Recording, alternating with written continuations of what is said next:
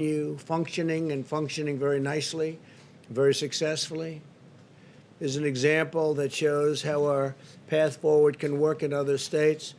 Arizona has a record, and a record really to be proud of. It's reduced the number of daily new cases by over 75%, cut the positivity rate in half, and reduced ER visits by 2/3, all the while keeping the economy functioning and functioning really well. When cases surged in June, the Vice President and Dr. Burke visited Arizona to consult with Governor Ducey. They had long consultations with Governor Ducey and his staff, and the Vice President has been in constant contact ever since. My administration is also collaborating with the state and local officials across the South and Midwest to provide similar guidance. We had a great relationship with the representatives in Arizona, and it's been such a successful endeavor. The federal government has supplied or delivered more than 400 million pieces of personal protective equipment to Arizona, along with nearly 70,000 vials of remdesivir. We've provided over $18 billion in economic support to Arizona, including more than $8.6 billion to support over 80,000 small businesses. So we really have been helping Arizona, and it's gotten tremendous results. Our goal is to protect the most vulnerable, increase recovery rates, you know that, and it's something so important, and prevent hospital overcrowding, all the while avoiding the kind of stringent lockdowns that would inflict substantial suffering. In this phase of the battle, we have the tools, resources, and knowledge to implement a targeted approach as we race to deliver a vaccine. And we are really working very hard on the vaccine, and I think they're doing a fantastic job. I've been meeting with officials of some of the greatest companies in the world, been meeting with scientists, and they're getting very close. If not there, they're getting very close. They're testing. Any proper analysis of infection control measures must take into account the short-term and long-term public health harms, including death caused by a far-reaching shutdown. When you shut down, you have many, many things that happen, from suicides to depression to drinking, alcohol problems to drug problems, to problems with marriages. That you have people confined to their house, their apartment, for long periods of time. You cause a lot of problems with that also. Instead, Arizona's adopted the following measures. The governor advised residents to aggressively social distance when possible and maintain strict hygiene. The state encouraged mask use in crowded public places, especially when social distancing is not possible. The governor also exercised his discretion to restrict capacity at indoor locations to limit the possibility of super spreading. It's a big thing. My administration surged treatments. We got them a lot of treatments and therapies to the state, including nearly 70,000 vials of remdesivir, enough to treat over 11,000 patients, and it's been very successful, I might add. My administration also delivered PPE and point-of-care testing to over 100 Arizona nursing homes. In total, the federal government has provided massive amounts of masks and equipments and gowns, and you know some of those numbers. But Arizona was a very big beneficiary, and they very much really appreciated it. More than 1,000 National Guard and medical personnel have also been deployed in Arizona, and they've really helped. They've been terrific, and I want to thank them. They have been brave and brilliant, combination of both. We also supported our tribal communities. The tribal communities were hit very, very hard. Governor Ducey and I personally delivered rapid testing systems to the Navajo Nation, which has been really in originally bad shape and now getting better and very, very quickly. The Navajo Nation now has one of the highest levels of testing per capita anywhere in the world. We really worked very hard on the tribal areas, and in particular, in this case, the Navajo Nation. They've done incredibly well. Overall, Arizona has conducted over 1.1 million tests, more than the entire nations of Japan, Mexico, and Switzerland. Arizona's per capita testing is higher than Germany, South Korea, France, and Canada. And tribal governments in Arizona have received nearly $1.3 billion for the Coronavirus Relief Fund. Meanwhile, outdoor dining, limited indoor dining, and most of the other businesses in Arizona have remained open and very vibrant. They're doing incredibly well. This is an approach, and it's an approach that's been incredibly successful. Arizona has been able to protect high-risk populations and quickly bring its outbreak under control without the need to impose overly punitive measures. Thanks to advances in treating the virus, the fatality rate across all age groups in Arizona is very low. Arizona's scientific and data-driven strategy also preserved hospital capacity, ensuring that those who need care were able to receive it and receive it immediately, very quickly. At the peak, approximately 15% of beds remained available statewide. That was at their peak, with roughly 20% of all occupied beds going to patients hospitalized for the virus. They kept other things going. They kept other forms of operations going. They kept elective surgery going. Did a really amazing job. Today, only 6% of the current hospitalizations in the state are related to the China virus. Arizona has also demonstrated success in protecting the state's African-American population. Only 5% of patients hospitalized were African-American, and African-Americans represent just 2% of all deaths from the virus.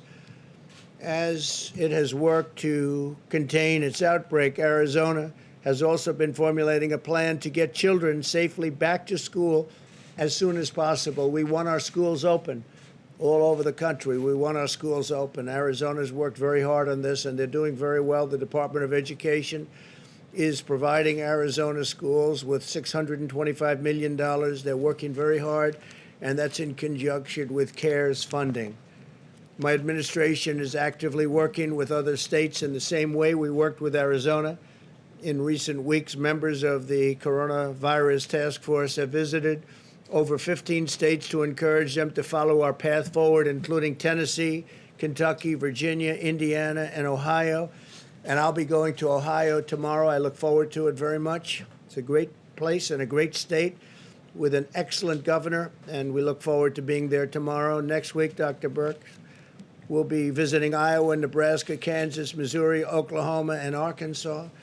And also, I believe they're trying to get in West Virginia, a great place, a great state, and I'm sure that will happen because we'd like it to happen. They'd like to see her. So we're going to try very hard to get the doctor to West Virginia in addition to those states to deliver aggressive, tailored, and targeted guidance.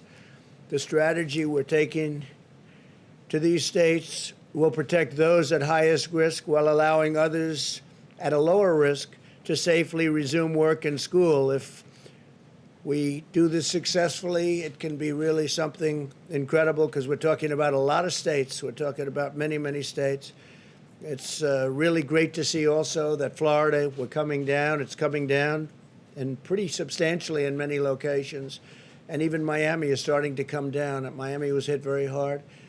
California, likewise, and Texas, likewise, coming down and really starting to be a substantial amount of reduction.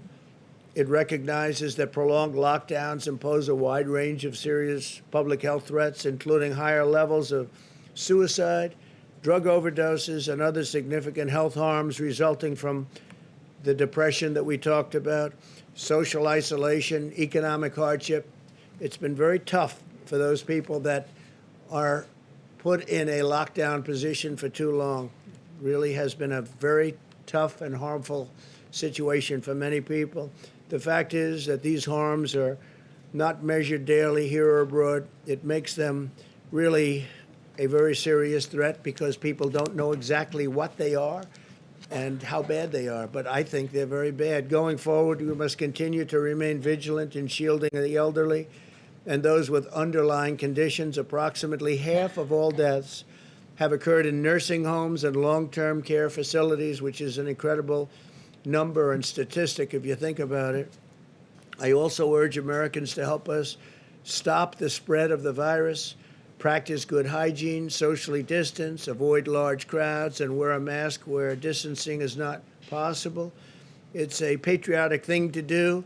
If you are sick, isolate yourself, especially from high-risk family members and friends. So important. Isolate yourself from high-risk family members and friends if you're not feeling well. Together, we will defeat the virus and emerge from this safer and stronger than ever. Thanks to the robust federal action in partnership with state and local leaders, new cases of the virus are declining in 80% of the jurisdictions, which is an incredible number. And the overall test positivity rate has declined by 8% since last week.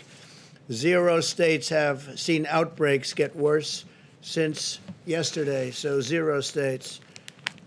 We're also continuing to make progress in the development of a vaccine. This is something so important. Also, therapeutics are on the front burner. We're having tremendous, I think we'll let you know very soon, I think long before the end of the year. We're having tremendous success on therapeutics and tremendous success on vaccines, and we're ready to deliver them literally as soon as they're okayed. This morning, my administration approved $1 billion for Johnson & Johnson, who's been working very hard, and they have something very special to manufacture and distribute 100 million doses of a China virus vaccine as soon as one is available. And again, we think that's going to be soon, and we think we're going to have the vaccines before the end of the year, maybe long before the end of the year. Finally, today, I'm pleased to announce that the Department of Justice has issued $35 million in grants to 73 organizations nationwide, providing assistance to human trafficking victims, a terrible thing. You think of human trafficking as being an ancient form of crime. It's not. Because of the internet, it's a very modern crime all over the world, not just here, all over the world, human trafficking. It's usually in women or women and children, but it's, again, because of the internet, it's a terrible situation, never been like this. And also survivors who face heightened dangers during the pandemic. It's actually increased during the pandemic.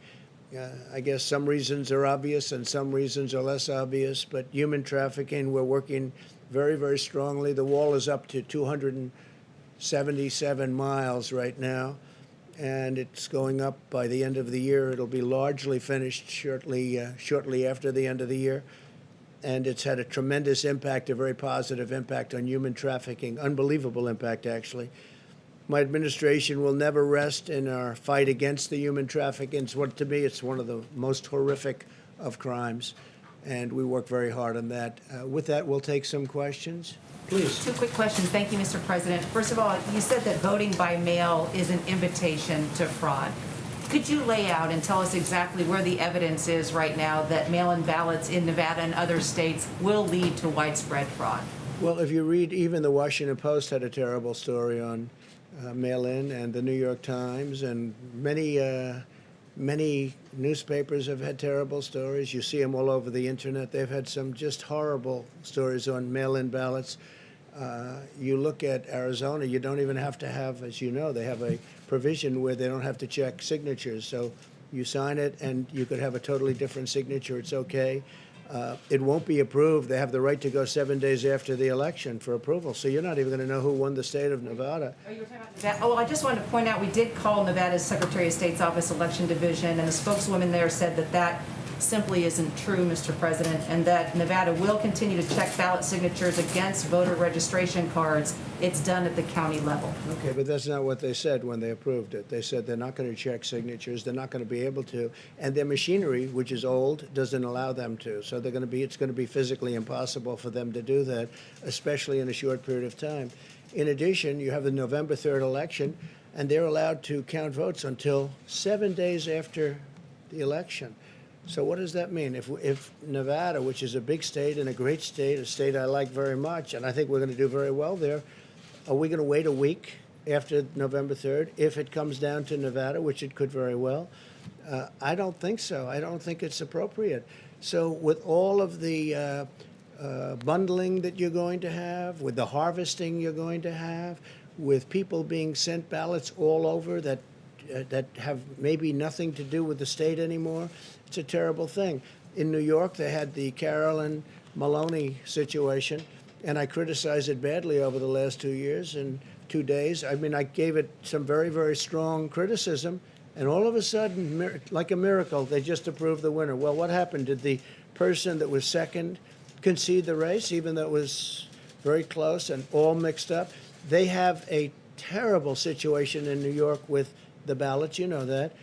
And as soon as I said, well, I think you should have a new election, because the election, obviously, they're not going to know what to do. I think you should have a new election.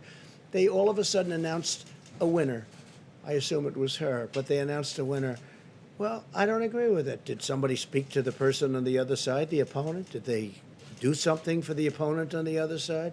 Take a look at Paterson, New Jersey. Take a look at many things. It's all over newspapers what's going on with the mail-in ballots.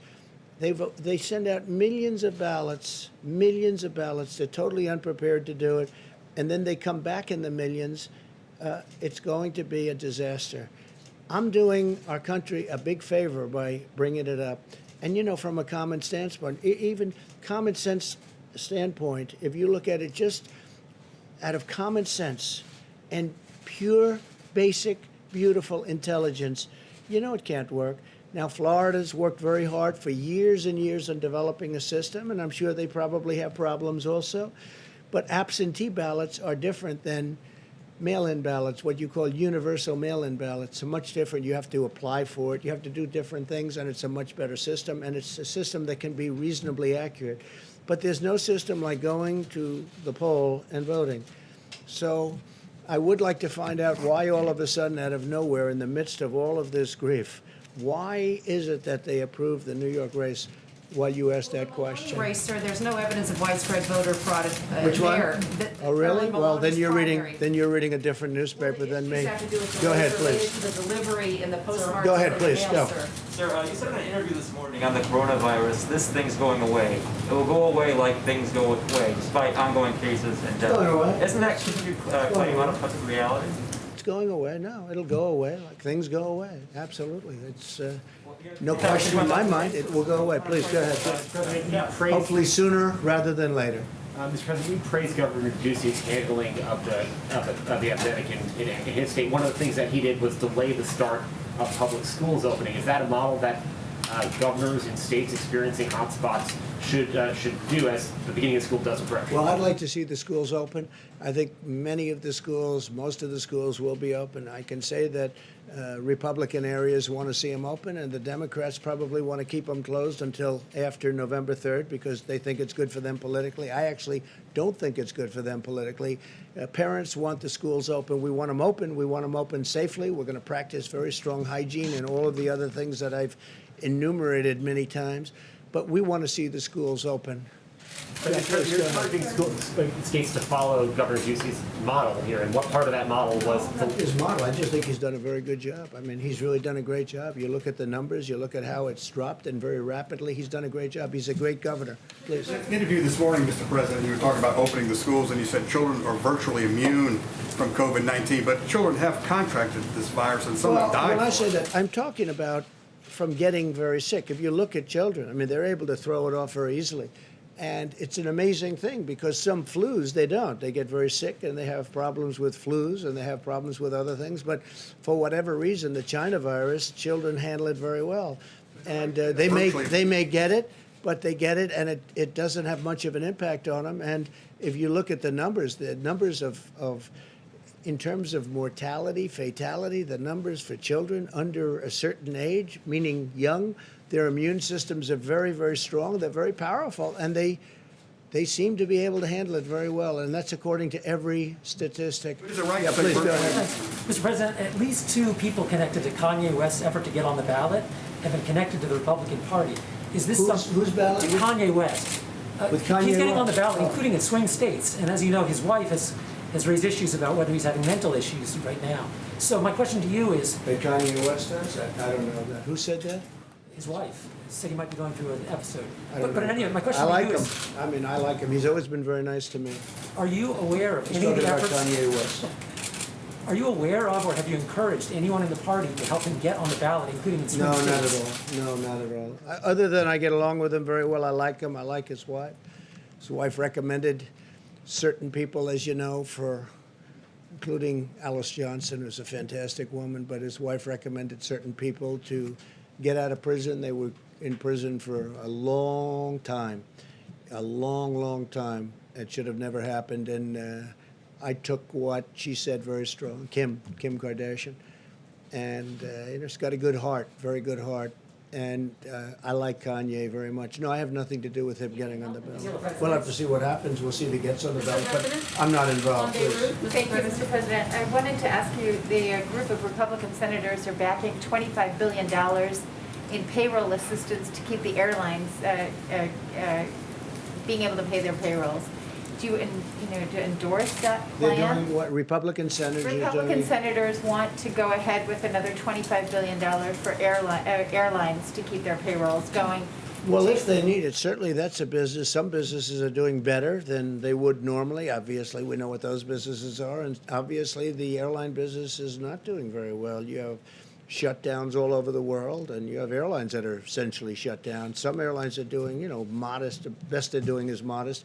I think it's very important that we keep the airlines going. There'll be very good times very soon, I hope, and we don't want to lose our airlines. So if they're looking at that, whether they're Republican or Democrat, I'd be certainly in favor. We can't lose our transportation system. Yes, go ahead. I wanted to ask you too on Beirut. So there's been some question about your comments yesterday saying that it was an attack and that you'd heard from military officials that there was, an explosion, that it looked like some sort of a bomb. What it was. I can tell you, whatever happened, it's terrible, but they don't really know what it is. Nobody knows yet.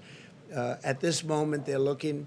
It could. I mean, how can you say accident? Somebody was, left some terrible explosive type devices and things around. Perhaps it was that. Perhaps it was an attack. I don't think anybody can say right now. We're looking into it very strongly. Right now, it's.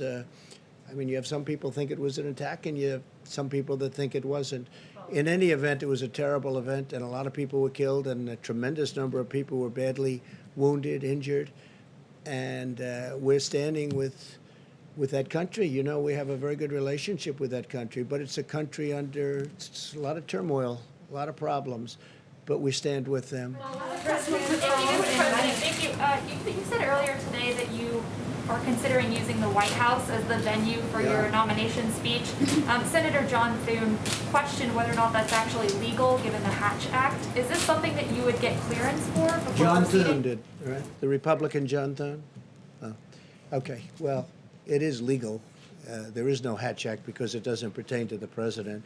But if I use the White House, we save tremendous amounts of money for the government in terms of security, traveling. If we go to another state or some other location, the amount of money is, very enormous. So that's something to consider also.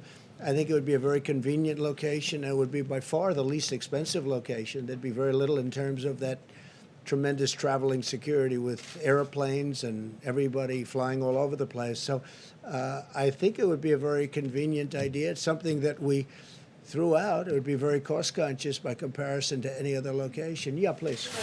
Yeah, your son, Don Jr., tweeted yesterday asking you to direct the EPA to reject the Pebble Mine in Bristol Bay, Alaska. It's a giant copper and gold mine, and the thinking is that Rejected in what way? just reject its construction. The Army Corps of Engineers 2 weeks ago suggested it would be okay to proceed with the project, but sportsmen like your son are saying that it would be harmful to fisheries. Well, I'd listen to both sides. I don't know of the argument yet, but I would certainly listen to both sides. My son has some very strong opinions, and he is very much of an environmentalist, and he was very impressed with what we did yesterday, because that's one of the great environmental bills, and beyond that, ever signed since I guess over 100 years, if you think about it. It's been a long time. But I will look at both sides of it. I had heard about it. I understand they're going to be doing a briefing sometime over the next 48 hours. It's going to go very quickly. I've done a lot for Alaska. I love Alaska. It's a special place. Anwar was one thing, the highway, Cove Highway, or whatever the new name is, whatever the old name is. We're getting approvals for a tremendous highway that's been sought for 40 years. They've been trying to get it approved, and I'm getting it approved. We've done a lot for Alaska. It's a special place, and I'll take a look at that. It's interesting. Yeah, please go ahead. Thank you, Mr. President. Two brief questions. First, your administration has praised ambulance drivers and the ambulance service for their role in dealing with the coronavirus. Sure. And recently there has been scuttlebutt that the ambulance associations, drivers and all, have not been fully reimbursed for the work they're doing. They said they are owed $2.89 billion, and they've only received $300 million from the Provider Relief Fund. Not 300 billion, no. What, Not 300. million? You mean 300 million? At the Provider Relief Fund at HHS. Are you going to look into this? I or will. I make just heard of it for the first time. The ambulance people have done an incredible job, as have the doctors, the nurses, the frontline workers. Law enforcement has been incredible. The military, FEMA. I mean, I could name almost every group. I can't tell you of a group that's done poorly, but the ambulance people have done it's a tough job too, very dangerous job, very tough job. I will certainly look in. I mean, you're telling me something that for the first time, nobody is complaining about not getting paid too much, but we'll take a look at the ambulance drivers. The other thing, Secretary Esper said today that based on what he had heard, the incident in Beirut he felt was an accident. Now, he's disagreed with you on other things before. Do you have any comment about his remark? Whatever if that's what he heard, I think that I've heard it both ways too. I've heard accent, I've heard, explosives, and obviously it must have been some form of explosives. But whether it was a bomb intentionally set off, it ended up being a bomb. But no, I've heard it both ways. It could have been an accident, and it could have also been something that was very offensive, and I wouldn't be very happy with that. And you have no problem with Just to him? follow up on that, Mr. President, even if you just have suspicion that the Beirut explosion is a bomb, do you have any plans of pertaining to U.S. assets in the region, for example? I mean, how are you looking into this? We're working very closely with the government, and we're working very closely with many different agencies, including the military, and we'll be able to figure it out. We already probably have figured it out. Thank you very much, everybody. Thank you. Mr. President, What did you mean when you said it is what it is about 1,000 Americans? You've been listening to President Trump speaking to reporters at the White House. We are going to take a quick break. More news ahead. You're streaming CBSN.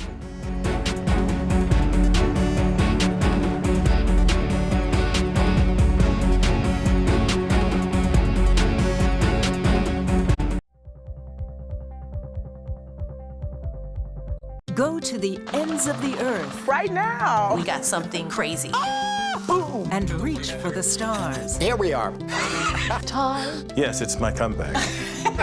Hey, this is pretty fun. But wait, there's more. Experience thought-provoking. Welcome to the idea of being a human being. Innovative and truly original reporting. Look through a telescope and go, wow. Because there's always something new under the sun on CBS Sunday morning. COVID has taken the lives of tens of thousands of Americans. Rural areas like this here on Navajo Nation are especially hit hard. 15 to 30% of our Navajo citizens don't have running water. In any indigenous reservation, there is a shortage of physicians. Native Americans are amongst the most vulnerable and hardest hit by COVID. Yeah, the more we lose our elders to COVID-19, the more we lose our language and our way of life. We need to bring awareness to the attention of Washington, D.C. and United States citizens that there is a need to focus on the first citizens of this country.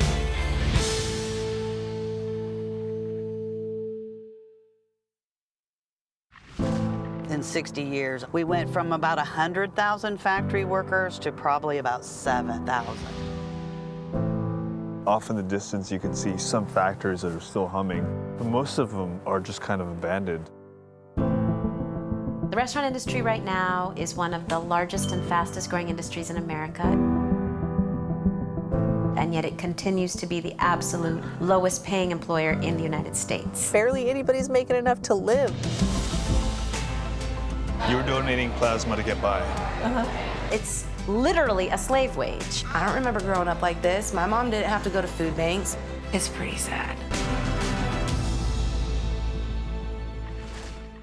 Even really young kids are feeling what's going on right now. How should parents be talking to them about this whole question of racial justice? How do we embrace this moment and turn it into real change? What we really must focus on is moving from protesting to policy. Join Gail, Anthony, and Tony on CBS This Morning. CBSN Los Angeles. Get local news, breaking news, anytime, anywhere. It's easy to find us, and it's free. Download the CBS News app on your favorite devices. CBSN Los Angeles, streaming 24/7. You can watch CBSN 24/7. I've got an amazing story to share with you. I understand you have some breaking news. How does it all play out? It's quite an adventure here at CBSN. It's been a day.